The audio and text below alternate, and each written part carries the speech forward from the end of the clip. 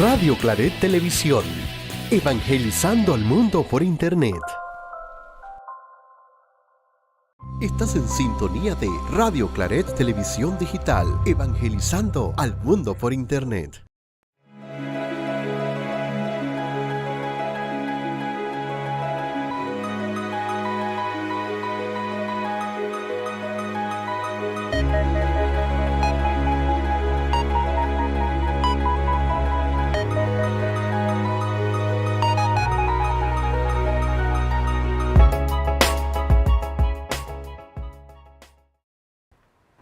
Buenas tardes, bienvenidos a su programa Caminos de Encuentro, Diálogo de la Realidad Social.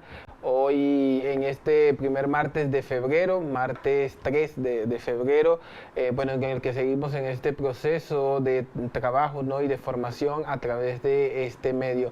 Agradecemos a Radio Claret que nos permite llegar a sus hogares y también a Radio Hogar que los jueves a las 8 a 8:30 de la noche nos permite también llegar a ustedes a través sobre todas las comunidades donde no hay acceso a Internet.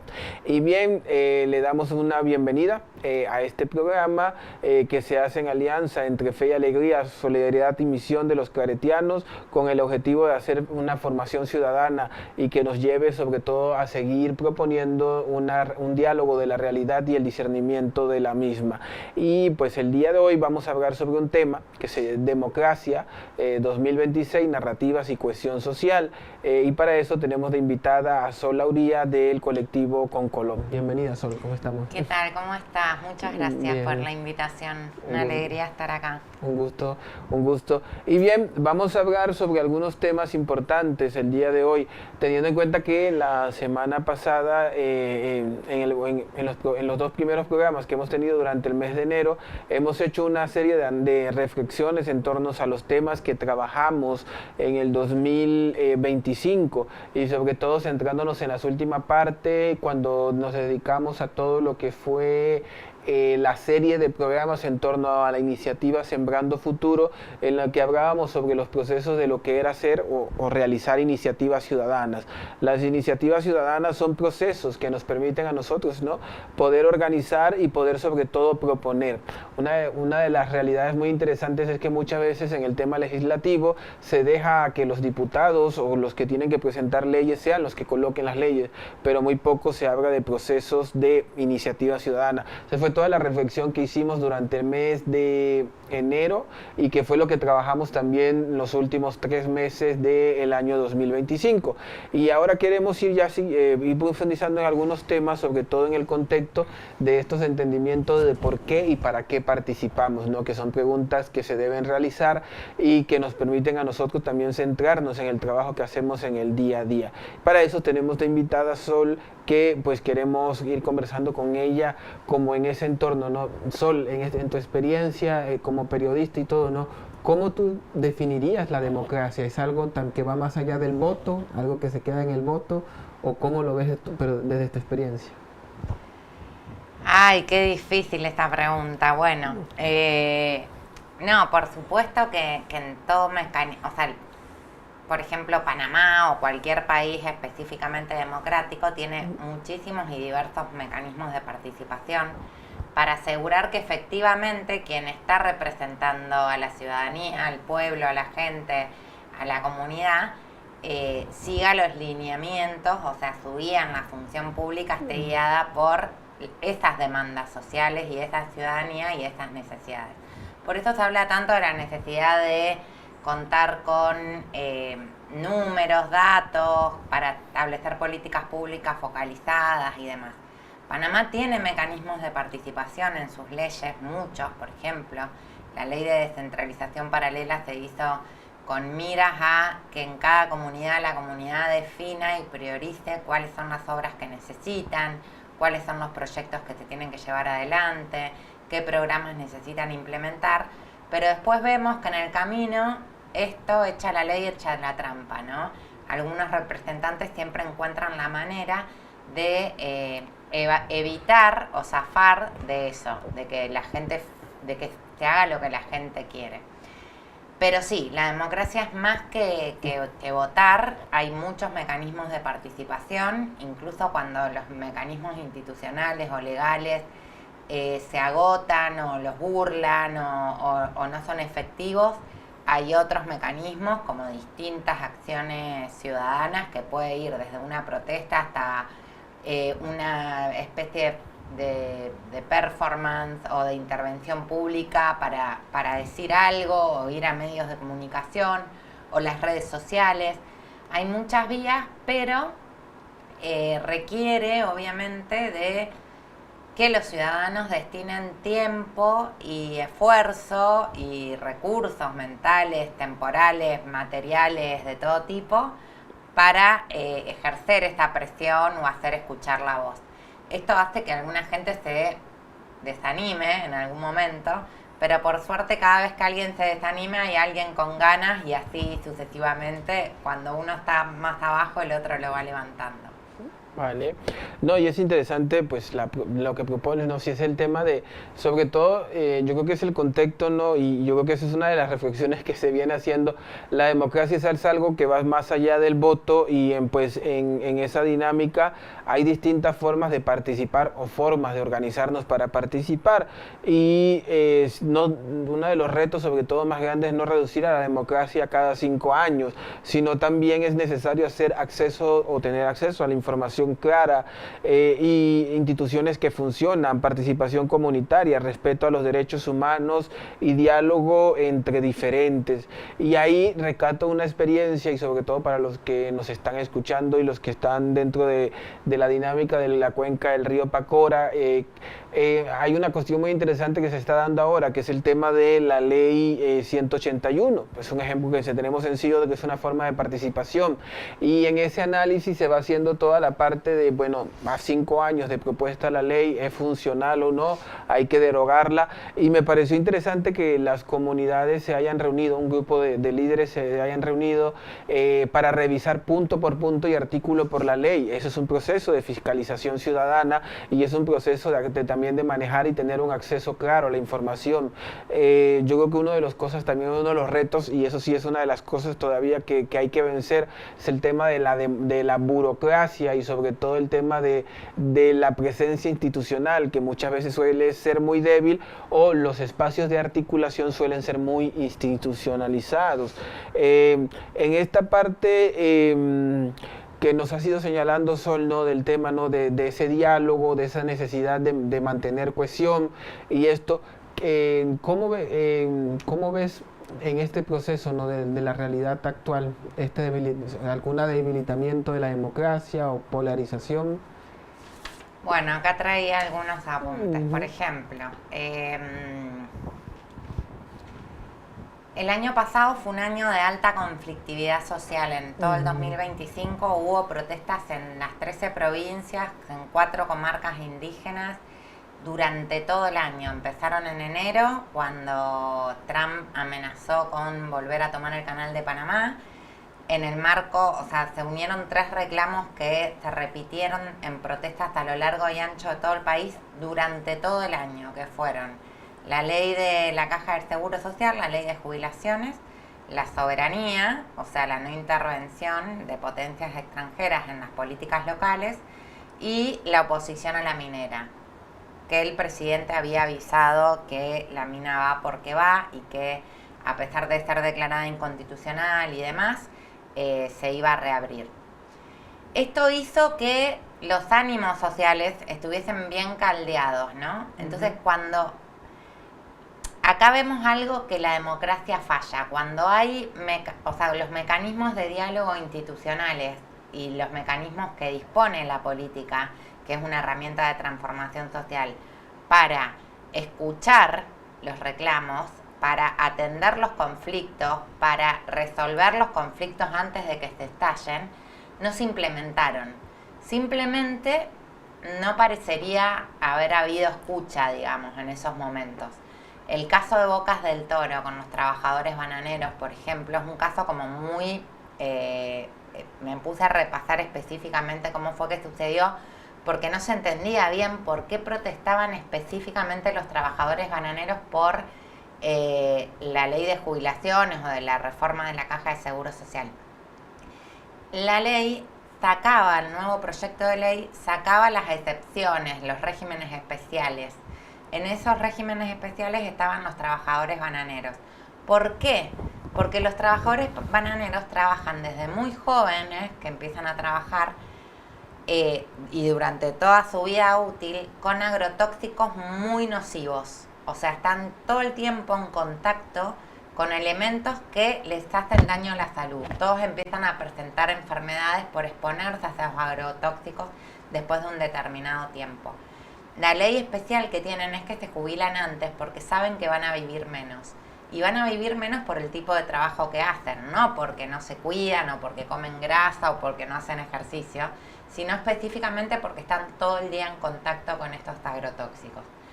Entonces, teniendo en cuenta esta situación y los datos y las pruebas y los testimonios, se hizo en su momento, se incluyó para que se puedan jubilar antes porque van a vivir menos y porque hacen un trabajo específico, especial. ¿Qué pasó? El nuevo proyecto eliminaba los regímenes especiales. Los trabajadores bananeros vinieron en 2024, se reunieron con las comisiones, hablaron, dijeron inclúyanos, no nos eliminen esto porque va a ser un lío. Esto lo conseguimos después de protestas, de reclamos, fue un mérito de ellos haberlo conseguido. Le dijeron sí, por favor, no se preocupe, y lo eliminaron. Y entonces ahí viene no hubo escucha, no hubo atención, no se miró la letra chica, no se miró cada situación específica, no se escuchó básicamente y se generó un conflicto mayor que ya vimos todo lo que ocurrió en Bocas del Toro con un montón de denuncias de violaciones a derechos humanos y una represión aguda con estado de emergencia y demás. Entonces, en realidad, las herramientas que tiene la política o cualquier representante, cualquier persona que hayamos puesto en ese cargo de tener que representarnos, deberían activarse para evitar esos conflictos mayores. O sea, no siempre se puede atender todas las situaciones en todos los casos porque hay recursos determinados, hay un presupuesto, hay unos procesos, hay una institucionalidad. Pero en este caso, que ya habían luchado y demás, es como un ejemplo de que cuando falla la política, cómo estalla la cosa en los territorios. Vos que estás muy en contacto con lo territorial, a mí me asombra mucho en mi trabajo de periodista, digamos, yo soy más que nada periodista de investigación y de largo aliento, crónicas, etcétera. Cuando vas a los territorios alejados y demás, la gente tiene totalmente claro lo que necesita, las maneras de pedirlo, cuánto cuesta, qué cosas, si la empresa es buena o no es buena, qué problemas tienen, pero no encuentra mecanismos de participación efectiva porque realmente no hay escucha. Parece que la política estuviese en un paradigma antiguo que es no construir con la ciudadanía a la que se debe, sino construir en palacios, en otros sitios, y esto hace que los conflictos estallen, que las broncas perduren, que haya como heridas, ¿no? Que no terminan de sanar, suturar. Entonces pasa que se reciclan los problemas. Cuando si fuese una persona, ¿no? que con ánimo realmente de dirigir y de representar, hay mecanismos para resolver conflictos. Hay gente que estudia específicamente cómo resolver conflictos, pero no se suelen instrumentar y eso es un problema. Sí, y pues es que la parte, ¿no? de ese, sobre todo ese proceso de escucha, muchas veces la democracia no representa unanimidad, pero la democracia es aprender a vivir con diferencias y sobre todo en los procesos, sobre todo de cómo vive cada territorio. Yo creo que una de las cosas, y viendo, ¿no? el caso de lo que ocurrió en Boca del Toro, sobre todo estos procesos de cómo se va dando el proceso de escucha y todo, yo creo que también una de las zonas, y yo siempre este año voy haciendo el análisis como del tema del trabajo territorio, pero desde cuencas, paso de un tema como la cuenca de Río Indio, que hace poco estábamos haciendo una reflexión por una conversa así por llamada, y veíamos el tema de esto mismo, sigue haciendo todo el anuncio del tema del reservorio, la necesidad del agua, todo lo que hay con el aspecto del del manejo, ¿no?, de todo lo que es el tema de este concepto que ha sacado la autoridad del canal, que es agua para el futuro, como vendiendo Río Indio como la solución. Pero dos cosas importantes, y yo creo que ahí me queda muy claro cuando a vos tocaste la parte de que la gente sabe y entiende mucho mejor y está muy bien organizada. Yo creo que una de las primeras reflexiones que yo escuché en torno al tema de análisis de minería versus agua fue de la gente de Río Indio, cuando decían quieren construir un embalse, pero al lado en la cuenca tienen una mina. Entonces, cuando en ese momento yo, por lo menos, que no había conocido a profundidad todo lo que abarcaba la ley 44 del tema de la región occidental, de la cuenca occidental, del canal de Panamá y todo, cuando empiezas a analizar y ves que ya salen los mapas y se abre y estas tres cuencas, de la cuenca de Río Indio, la de cuenca de Miguel de la Borda y Cocrés del Norte, se entregan a ser manejadas solamente por la autoridad del canal, te das cuenta que hay un pedazo que queda dentro de la mina. Entonces, ahí entra un choque, porque entonces minería, agua, ¿y qué mueve la economía del país? Entonces pareciera que son cosas que uno ve en lo cotidiano, que hasta una persona que no ha ido a la universidad o algo lo puede entender, pero luego se queda así como, estos que nos representan, ¿qué piensan? o ¿por qué no hacen este modelo de construir con la sociedad, de una escucha vivencial, pero se queda ahí en ese proceso? Bien, sé que algunas personas están conectadas en el YouTube, en el canal de YouTube, perdón, escuchando el programa. Si tienen alguna pregunta o consulta, también algún comentario, lo pueden ir realizando, y a los que también quieren estar por los grupos de WhatsApp, también lo pueden hacer, y si no, en este caso también los que ya lo escuchen el día jueves por Radio Hogar, saben que pueden mandar sus comentarios y se les va a leer y también se les va a dar la retroalimentación. Estos programas se construyen en base a lo que ustedes proponen y a los temas que vamos compartiendo. Vamos a ir a una pequeña pausa musical, y al regreso seguiremos conversando más sobre este tema.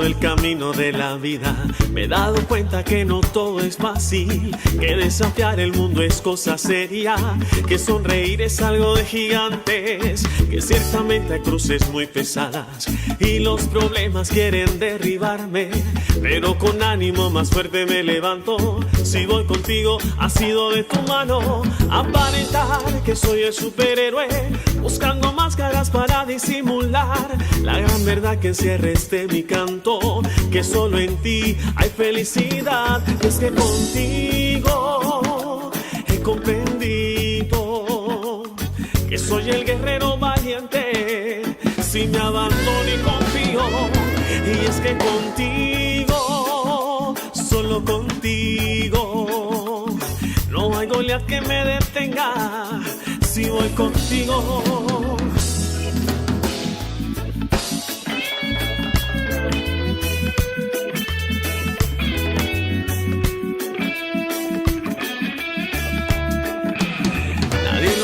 Pero es mi realidad, bregar con miedos, frustraciones, soledad. Y aunque atento al ritmo de mi vida, deseo servir y ofrecer mucha paz. Aventurero, apasionado, soñador, disfruto alegre la belleza de la vida.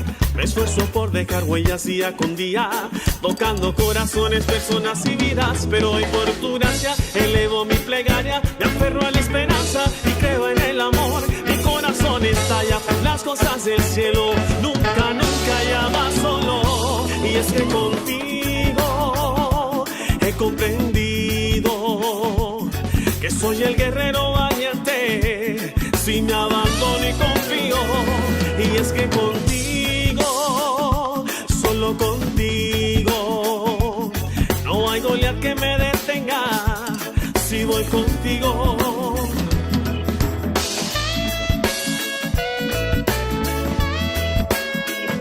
Y es que contigo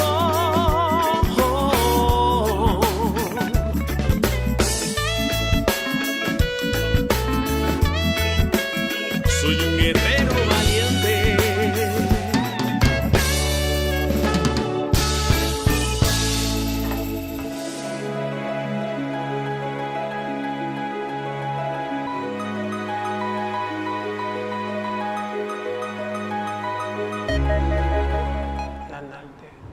Bien, seguimos aquí en tu programa Camino de Encuentros.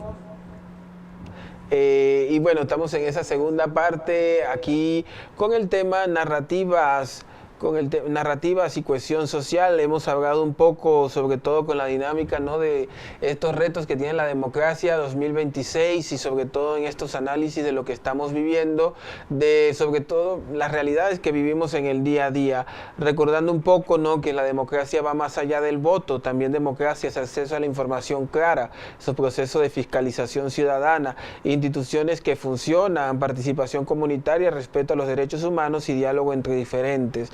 También, pues también es un poco de un análisis que la democracia no es unanimidad, la democracia es aprender a convivir con diferencias. En esta parte de la democracia, de aprender a vivir con diferencias, la semana pasada estábamos en un análisis de lo que va a ser el proyecto de interconexión eléctrica y hacían toda una reflexión del tema de la gobernanza indígena y cómo en los últimos años ha habido un deterioro de ese proceso también de la gobernanza indígena, sobre todo en áreas como el Darién. Y ahí el reto, ¿no?, de cómo aprender a vivir todos con diferencias.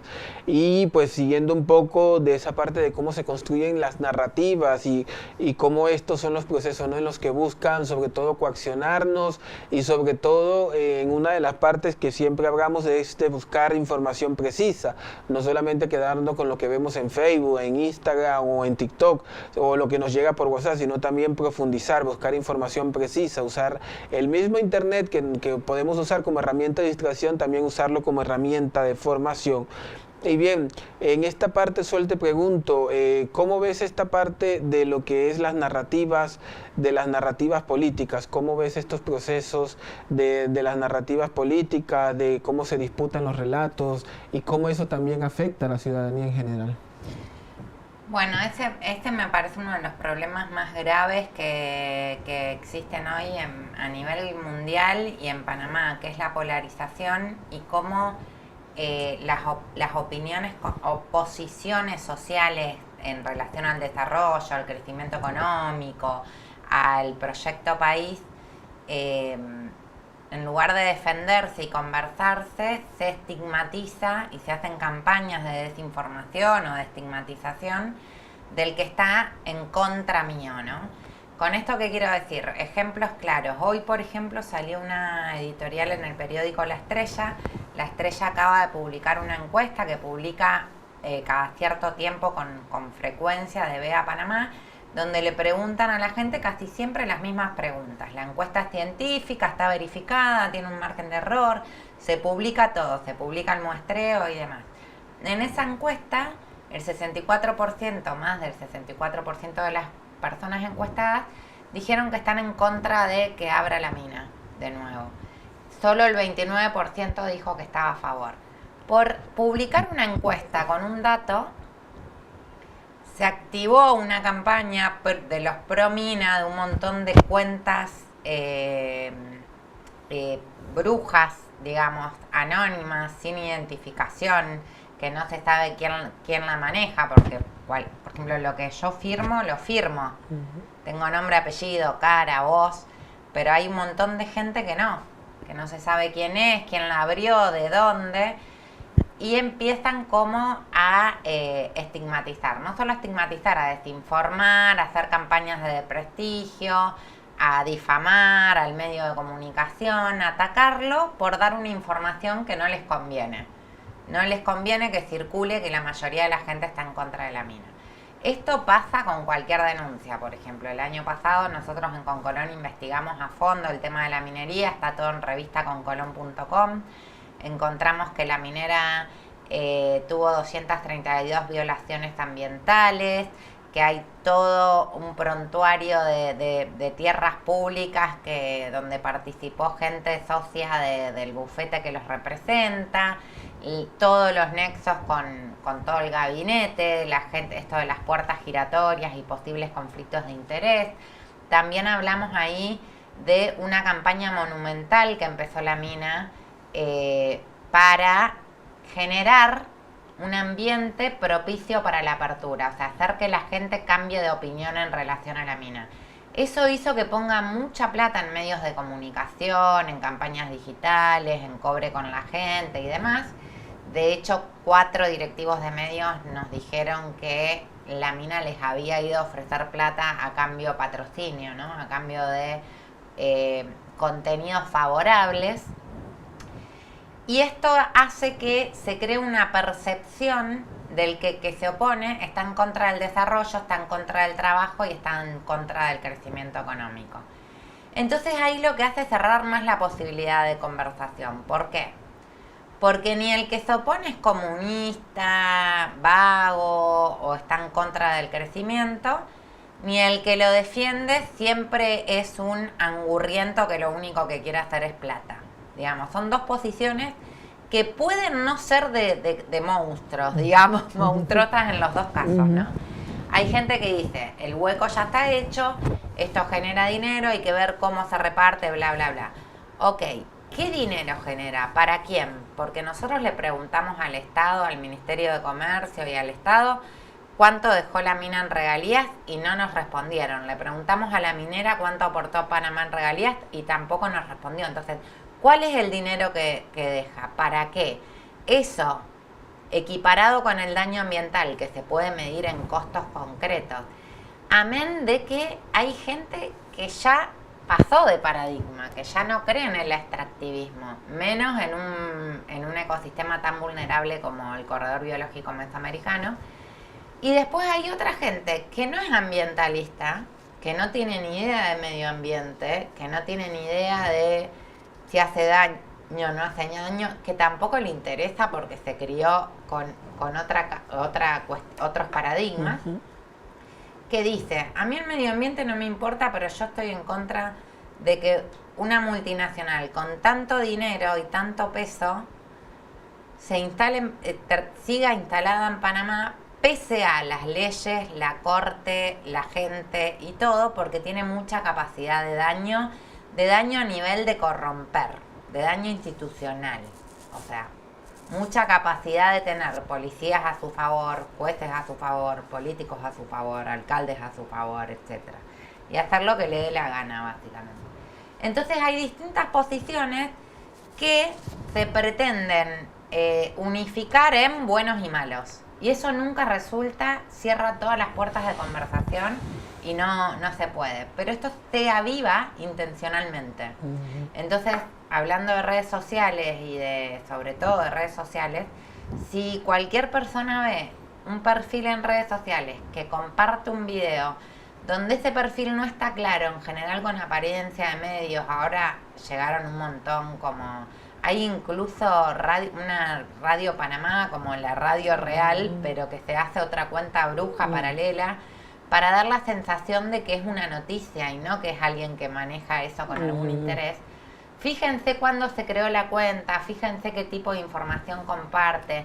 Hay mucha desinformación, mucha mentira, mucha producción a propósito para dañar y hacer que la gente viva en un termo prácticamente, ¿no?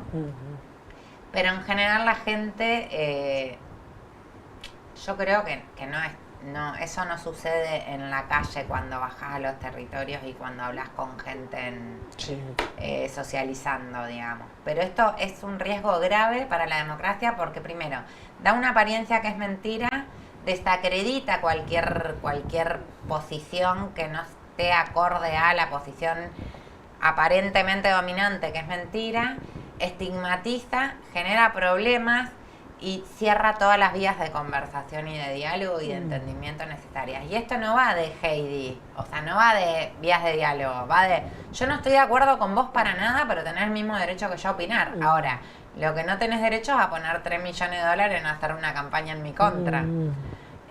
con mentiras y desinformación. Las reglas del juego tienen que ser, eso lo digo como un ejemplo, ¿no? Pero las reglas del juego tienen que ser las mismas para todos los participantes, que ya no son, pero encima con este poder de daño es muy, muy fuerte. Y es ciertamente que pues esa parte de la narrativa, bueno, que son esas historias que nos cuentan para interpretar la realidad y sobre todo cómo pues si en este proceso de desinformación vivimos en una sociedad con tanto acceso a la información, pero al mismo tiempo hay que hacer como esa purga del tema, ¿no? De ver el tema de qué información es la precisa, cuáles no son, también cómo hace esto daño. Y yo creo que sí, es algo preciso y esto sí es más que una narrativa, es más es un tema de un cansancio, podemos decirlo así, como de la población, y es que generalmente aquí se ha hablado en los últimos 30 años de establecimiento de la democracia y todo esto de desarrollo, de igualdad, de que vamos creciendo económicamente. Yo hace poco venía en el metro para acá y yo decía, sí, bueno, sí ha habido, pues hay metro, podemos movilizarnos un poco mejor, pero luego tomas un taxi, caes como en 8 huecos, entonces te quedas como que, o vas a un hospital y no ves medicina, aunque trabajes un montón, te quiten un montón de tu dinero para poder pagar el seguro social y así otras cuestiones. Entonces ahí es como el análisis de que ciertamente pues sí, el panameño, yo creo que en la parte del día a día sí se cuestiona esto, ¿no? Tantos millones que da el canal, tantos millones que da la mina, que si el tema de que el desempleo creció después de la minería, que han cerrado un montón de empresas cuando antes ya de que la mina se fuera, o que bueno, que no se ha ido, todavía sigue aquí, pero que antes que se cerrara entre comillas operaciones formales o no, ya venían desde la pandemia, se venía arrastrando un decrecimiento económico. En estos días me gustó algo, eso fue el día domingo. Tomé un taxi de Avenida Balboa para ir a Albrook y por primera vez en mucho tiempo que uno viene, una señora, venían hablando, iban 2 señoras atrás, el taxista, y yo me senté en la parte de adelante y la señora empiezan a decir con el tema de, sí, mire que el tema de que estamos esperando que Mulino nos traiga mejores días, y por primera vez alguien dice, y eso es un tema, dice, pero si Martinelli no hizo nada, Martinelli solo recogió la inversión que habían hecho otros gobiernos y al final lo terminó mal utilizando, y empezaron la discusión de que si robó pero hizo no, pero sí hay una discusión y yo creo que sí hay un tema de que la gente tiene cuestionamiento. Muchas veces a veces cuando vamos a reuniones con autoridades o vamos a reuniones con instituciones, también yo siento que hay veces que los funcionarios como que, y no es mal interpretar a los funcionarios públicos, porque sé que hay unos que hacen un excelente trabajo y tratan de hacer todo lo posible para poder que la cuestión funcione, pero a veces como que es tan funcional esta metodología del desahogo social, la gente va, la reunión es por el agua y la gente se desahoga cada 2 horas que no tiene agua, pero nunca sale con una propuesta concreta. Entonces ahí hay un proceso de participación, pero no se encausa decir, bueno, necesitamos hacer eso, tenemos que mover eso, o tienen que ir a tal institución para poder presionar en esto, lo otro. Entonces, y otra cuestión es cuando los procesos se tratan de hacer de la manera correcta, la gente también se cansa porque siente que no hay respuesta precisa, ven haciendo, y yo en esta experiencia lo digo, con cuestiones por lo menos con el caso de Río Indio, que tiene más de 30 años de estar luchando por el tema de que no los desalojen de sus tierras, y cada vez, yo creo que esa es la pregunta recurrente que la gente se viene haciendo desde hace mucho tiempo, y es como, bueno, ¿y a dónde me vas a llevar? ¿Dónde me vas a llevar? ¿Y dónde me vas a colocar? Primero iban a usar el protocolo de reasentamiento que utilizaron en el área de Bayano, que nunca fue funcional porque a las comunidades nunca le cumplieron una gran parte. En el 2016 que empezaron los estudios era el tema del protocolo de Ecuador, las comunidades le empezaron a decir, pero bueno, mira, vas a usar el protocolo de Ecuador, pero resulta que tú has aprobado el tema de ser partícipe del acuerdo de Escazú.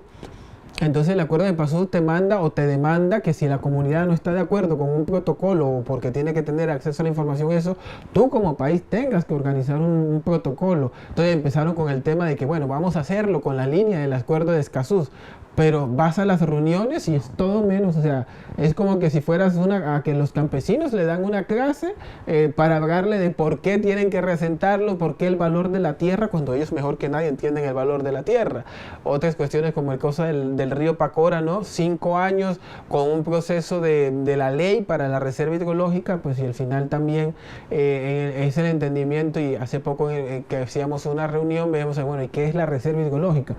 Todos entendemos ese concepto y pues ahí hay un gran camino por hacer, sobre todo con estos ejemplos prácticos de este sentido, ¿no? de participación. Y bien, como nos recordaba Sol, es importante verificar fuentes, no compartir información sin confirmar, escuchar más de una versión y preguntarnos siempre que si esto construye o desconstruye su convivencia.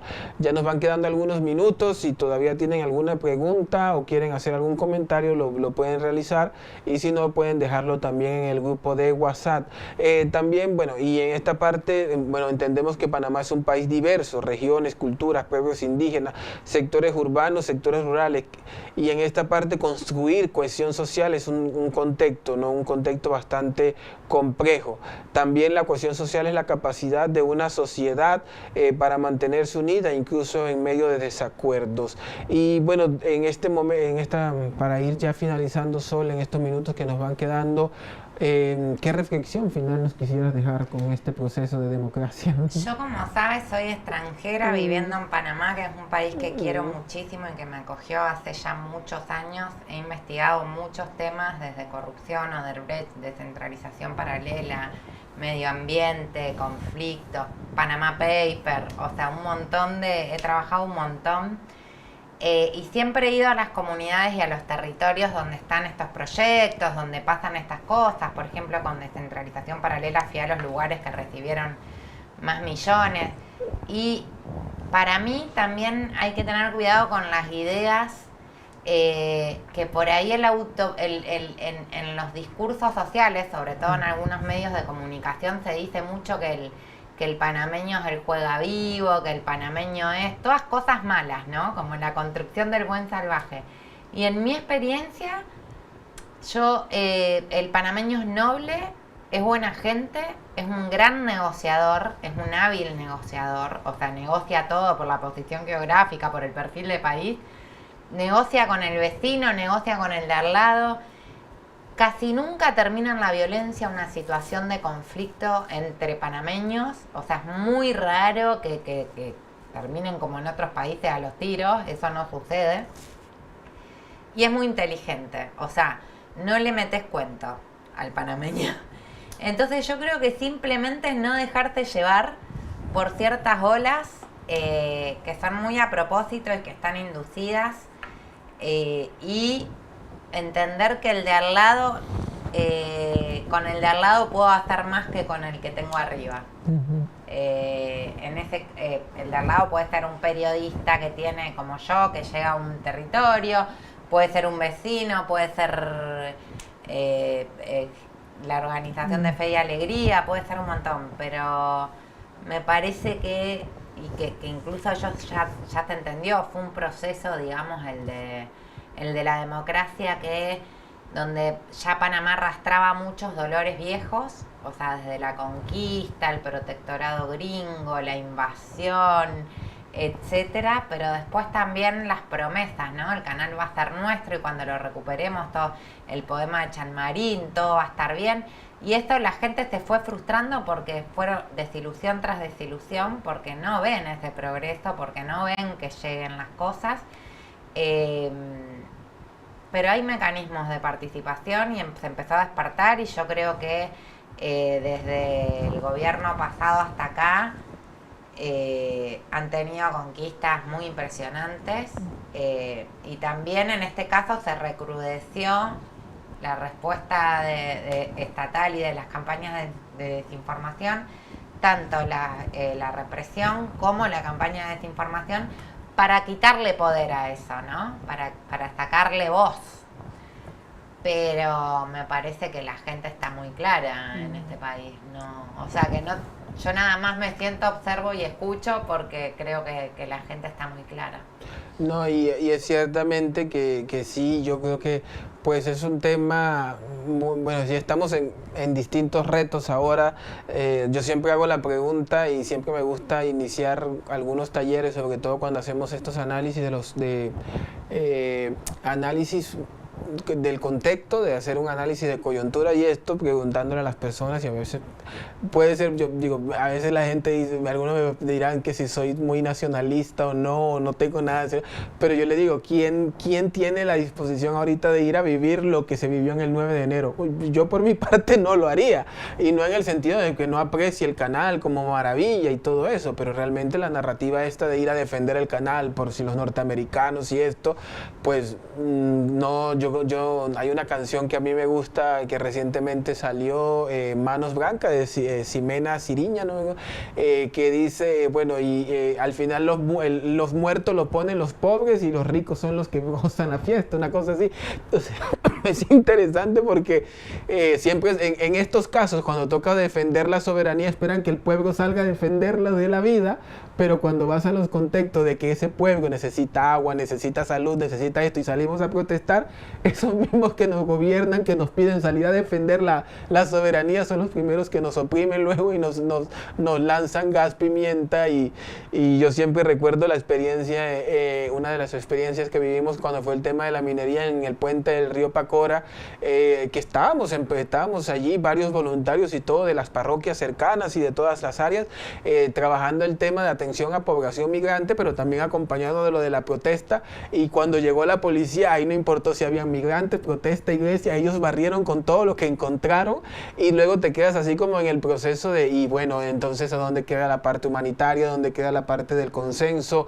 Nadie está haciendo nada violento, solo tienen cerrado, bueno, sí, ya tenían 15 días de haber cerrado el puente, pero con un derecho legítimo, y se había hecho todo un proceso bonito de trabajo de comunidades, organizaciones de base local para la atención de la población migrante, hubo mucha disposición de acompañar. Entonces, si esos procesos, si uno lo mira desde una óptica, puede decir, uy, tienes un puente cerrado y estás afectando con muchas personas, pero también estás haciendo otras cosas positivas y estás haciendo un trabajo que se construye solo desde el territorio.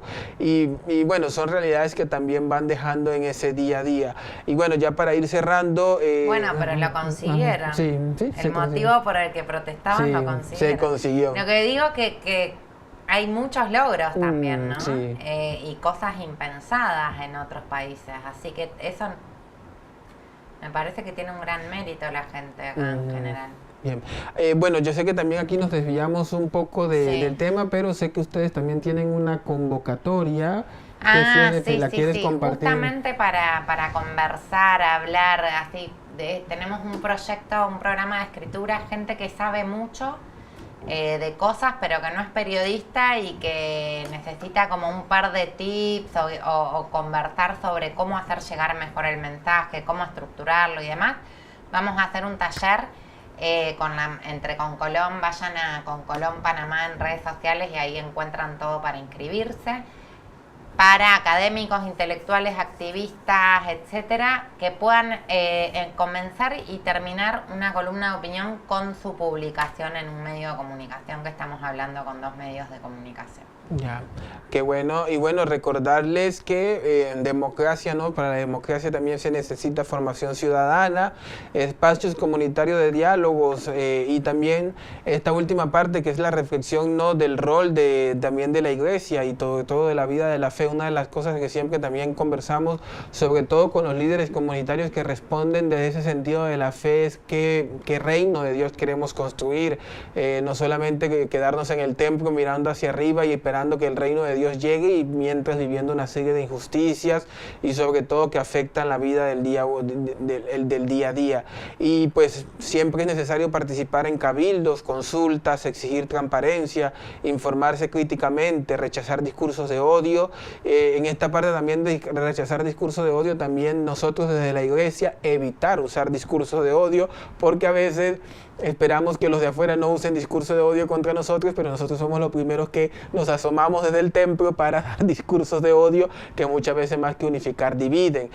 También cuidar el lenguaje público. Y bueno, agradecerles en este proceso de esta escuela de formación ciudadana que queremos ir construyendo, que nos quede claro que la democracia no se define solo en las urnas, sino que se define en la conversación diaria, en cómo tratamos al que piensa distinto y en cómo ejercemos nuestra responsabilidad ciudadana. Y también pues estos son los procesos del día a día. Gracias por acompañarnos en este programa Camino de Encuentro. Nos volvemos a ver dentro de 15 días en esta parte de esta iniciativa de formación ciudadana que vamos construyendo en alianza con Solidaridad y Misión de los Padres Claretianos. También agradecer a todos los que nos sintonizan por Radio Hogar todos los jueves a las 8:30 y pues nos vemos y seguimos conversando también a través de el WhatsApp y de las consultas que vayan llegando en los talleres. Que tengan una feliz tarde.